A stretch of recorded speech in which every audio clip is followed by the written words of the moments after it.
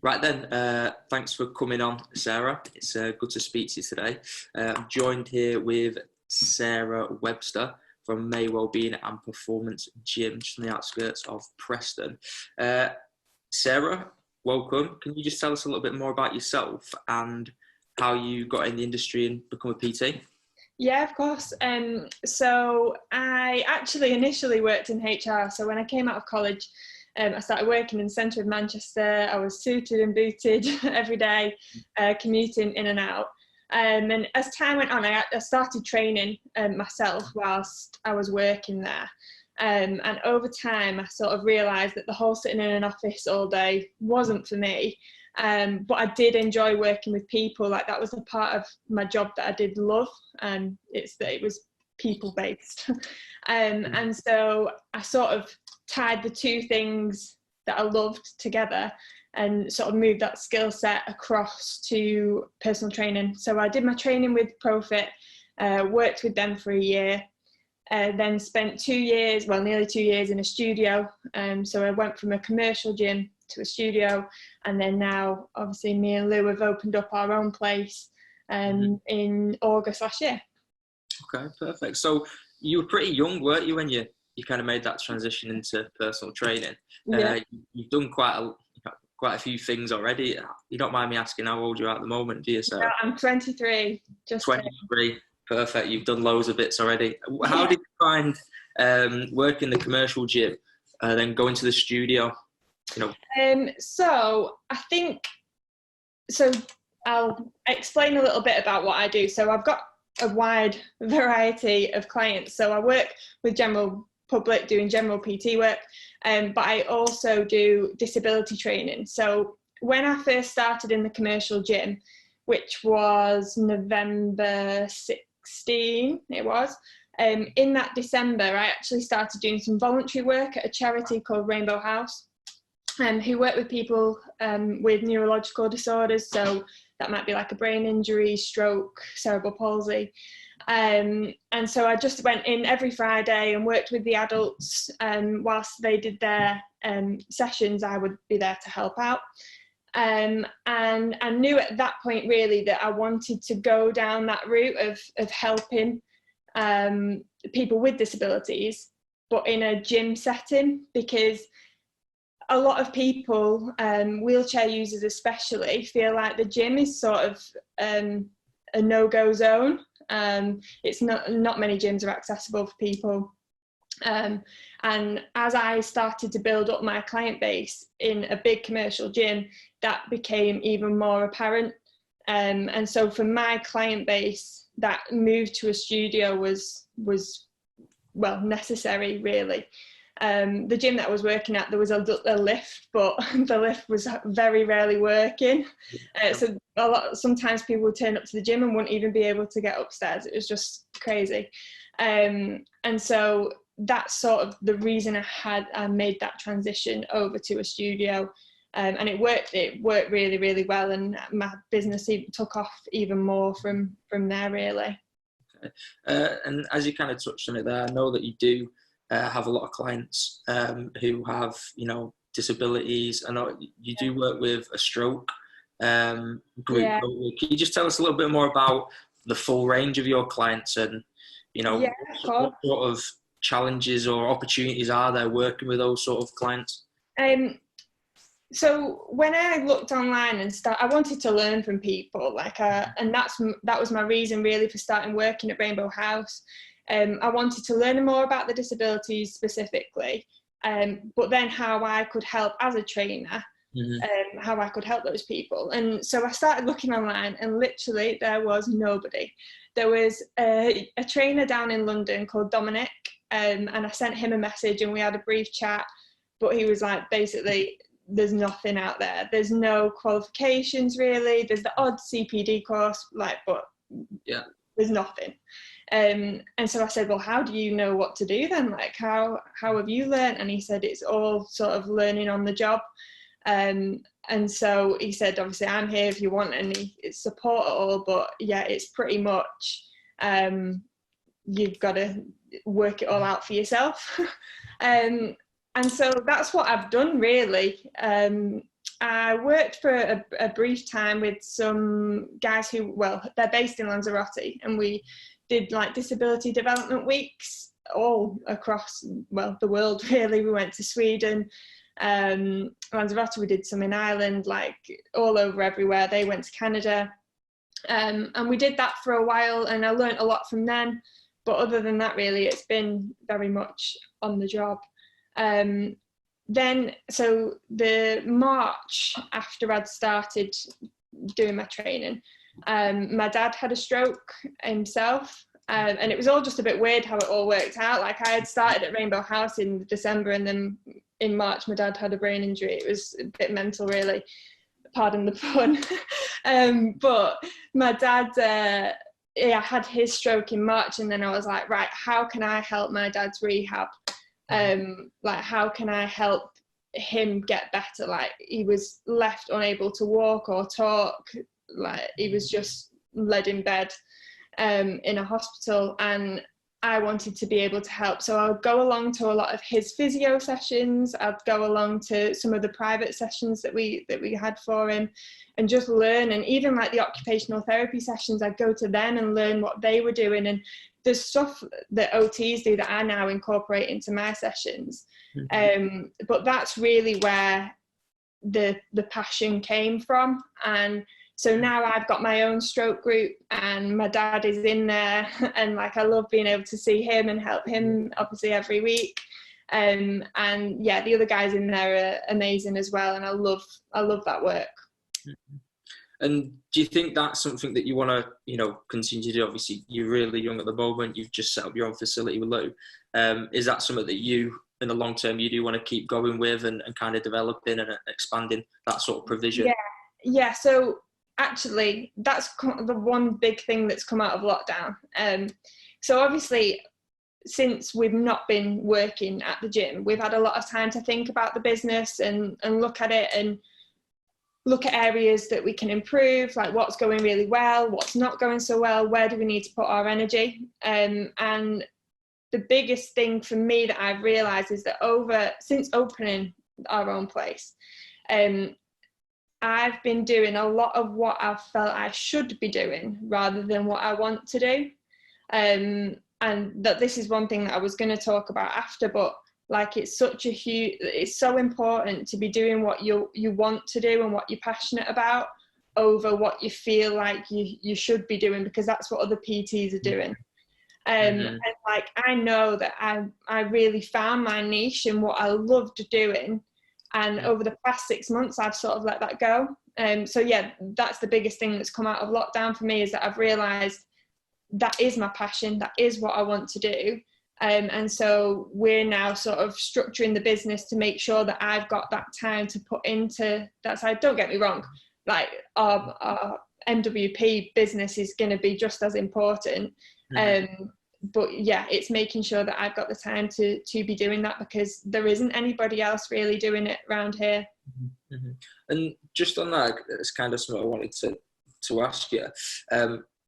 Do you ever get people reaching out to you, you know, on social media or anything, or asking about, you know, word of mouth, asking you of how you train people, you know, with disabilities or stroke groups? Have you found that you're maybe becoming a bit of a leader locally in that? Yeah, I mean, so obviously from working in Profit, I've got a lot of connections with other trainers. And along the way, like over the past sort of 18 months to 2 years, I have had messages from people either just sort of complimenting what I'm doing and then letting me know that they're inspired by it, which is amazing. And there have been the odd few questions of how do you get into that? Sort of the questions that I was asking to Dominic a very 2 years ago. A few people have come to shadow me, which has been great. Like, I love that. But I think a lot of trainers see it as a real risk working with especially wheelchair users.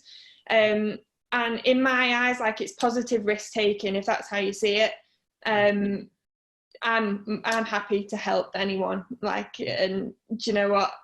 Like, if I can do that, that's great. I think it's interesting you say that about the risk. I know a lot of PTs, a lot of PTs now maybe have been to university and things like that, but the majority of PTs will do the level 3 diploma, and there's not much in there really. And I think like a few qualifications, you do like a level 3 adapting exercise for disabled clients. It's only a short little qual, isn't it?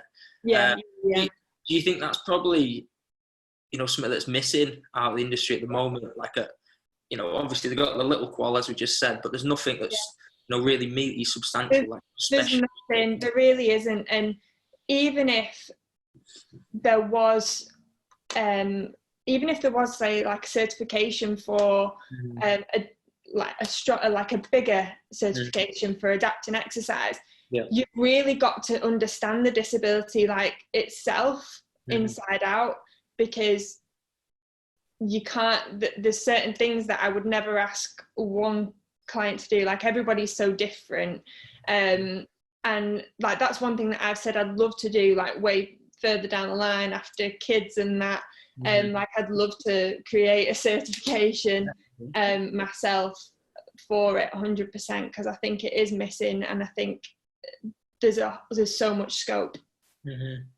Interesting. And sorry to keep delving into obviously this part of your provision at the moment, but just for people out there who may not really know much about disabled clients or work with groups like you do, in terms of the price point and the sort of product that you provide, the services, does it vary, or is it partly funded by the groups, or is it privately funded by the clients, etc.? How does that work?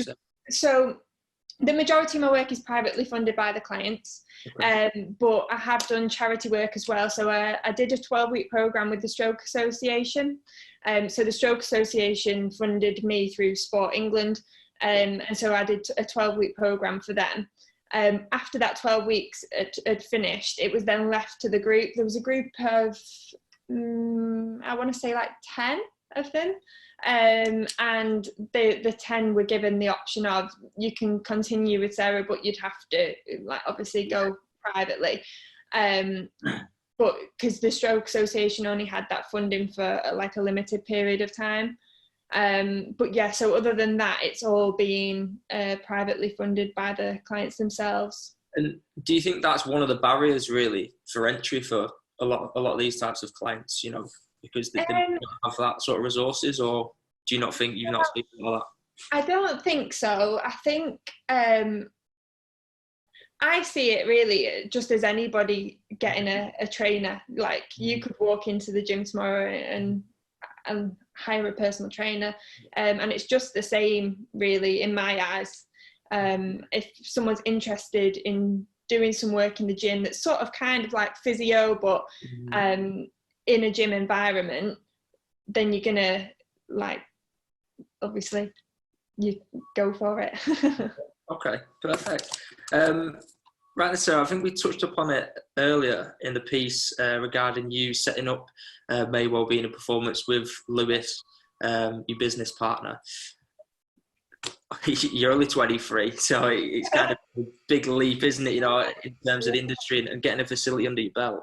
How has the first 12 months been, and what were what's the biggest learning curve you've kind of found?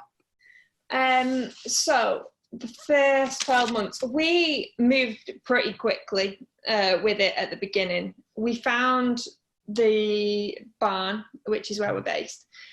And because we loved it and we knew that that's where we wanted to be, it was a perfect space, it felt right, we were like, right, we're going to have to go quick. But at that point, we hadn't really got our business plan properly in place.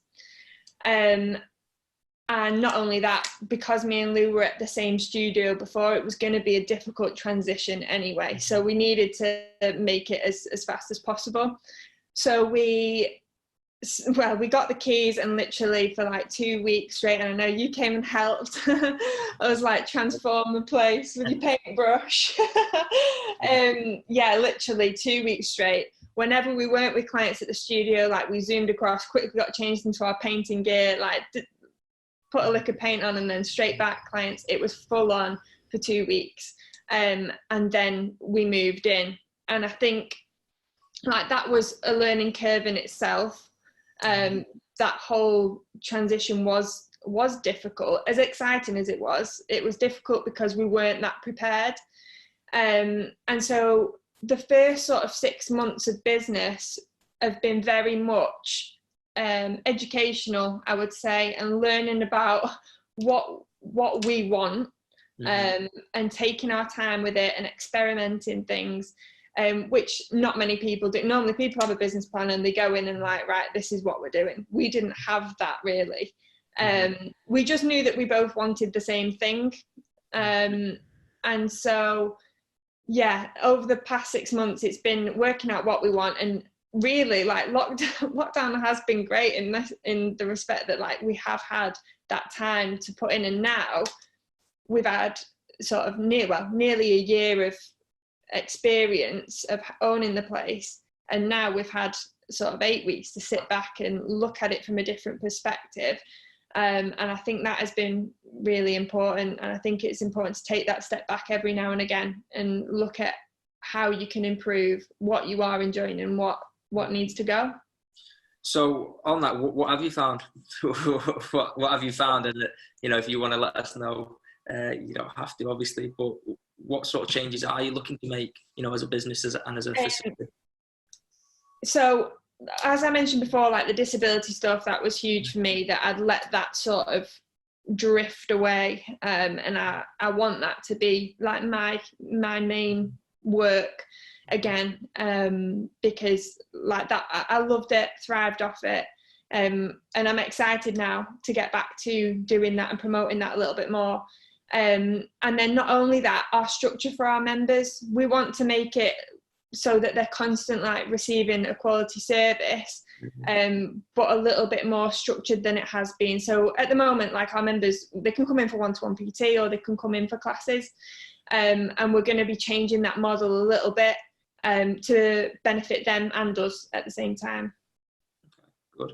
And just on your clients who have got disabilities, how are they finding the lockdown? Are you still able to provide, you know, same level of service to them? It's been difficult. It's been very much sort of trial and error along the way. For our members, we've done like free live classes on Facebook. So they've been happy and they've been receiving pretty similar to what they normally would, to be fair.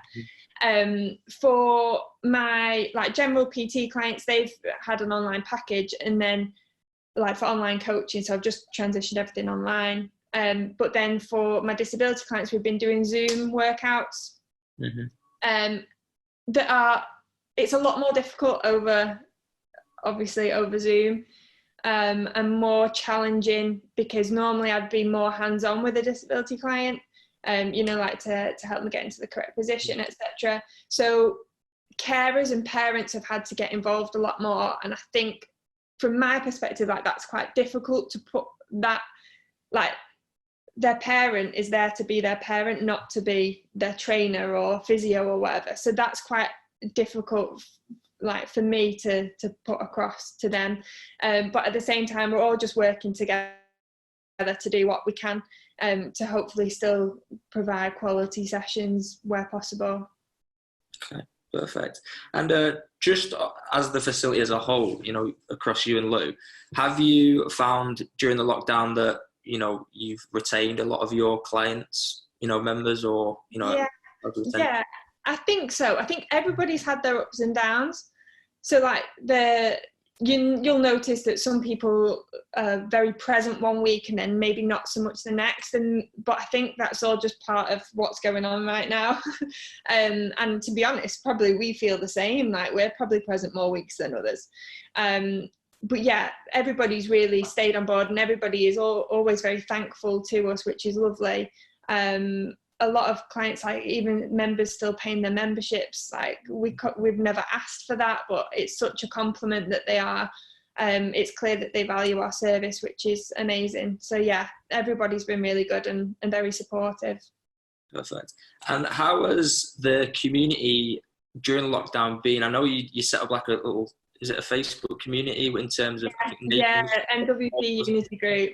Yeah. Do you want to just tell us a little bit more about that, and I should have really touched on this earlier, but the facility as a whole. So I know you've got classes of one-to-one, but you've also got Nathan, the counsellor, in there. Yeah. The therapist. So I'll start with the facility. So we not only have like the gym space downstairs, but we also have some little rooms upstairs which are used by Nathan Nelson, who's a counsellor.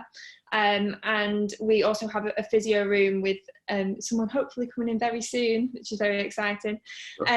But yeah, so when me and Lou thought about, like, started thinking of ideas for the place, like we both very much have realised through years of working with clients that you've got to look at your client like as a whole. So it's not just physical, it's very much mental as well. And people make more progress when they're in a happier like mindset, and we recognise how important that was. And with me and Lou both experiencing like counselling ourselves, we realised the importance of it, and so we wanted that incorporated into the business. And Nathan came along, and yeah, it's been great. Perfect.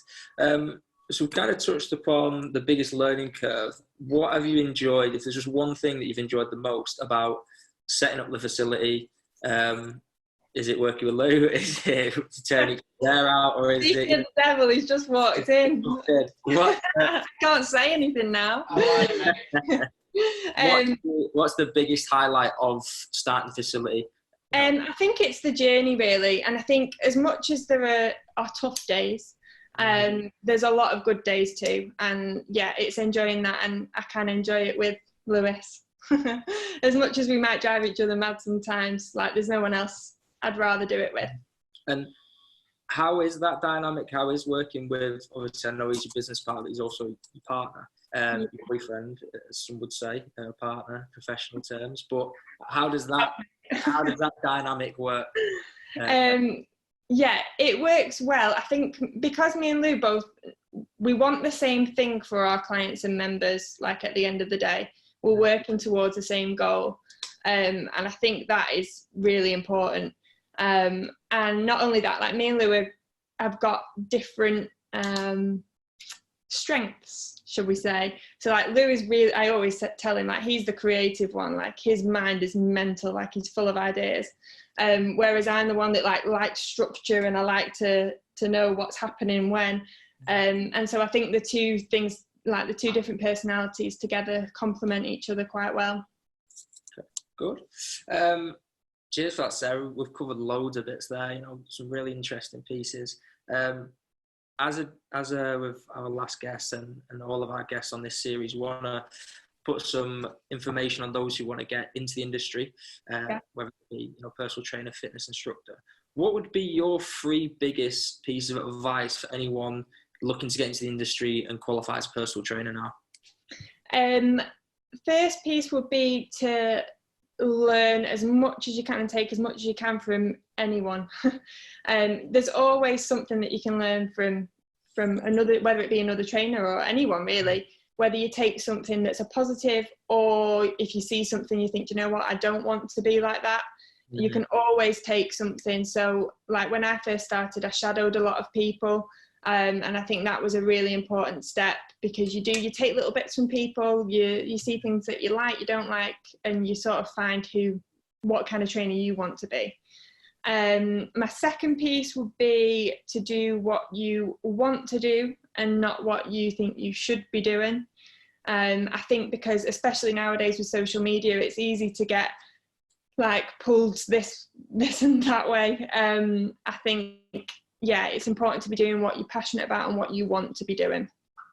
Obviously the important stuff has got to be done, but yeah, don't follow the crowd.